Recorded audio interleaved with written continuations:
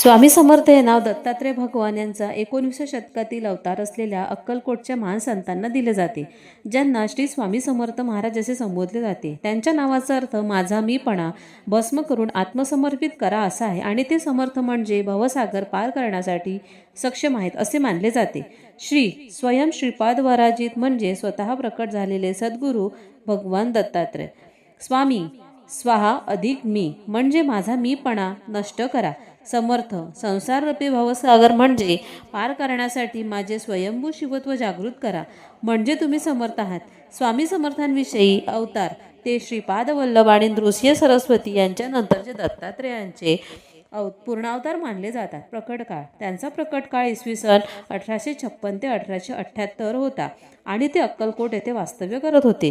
इतर नावे त्यांना दिगंबर स्वामी, चंचल भारती आणि अक्कलकोटचे स्वामी या नावांनी ओळखले जाते. सारांश श्री स्वामी समर्थ हा केवळ एक नामोच्चार नसून तो भक्तांनी स्वतःला परमेश्वराच्या चरणी समर्पित करण्याची आणि आत्मिक शक्ती जागृत करण्याची प्रार्थना आहे असे मानले जाते. श्री स्वामी समर्थ. जय जय स्वामी समर्थ.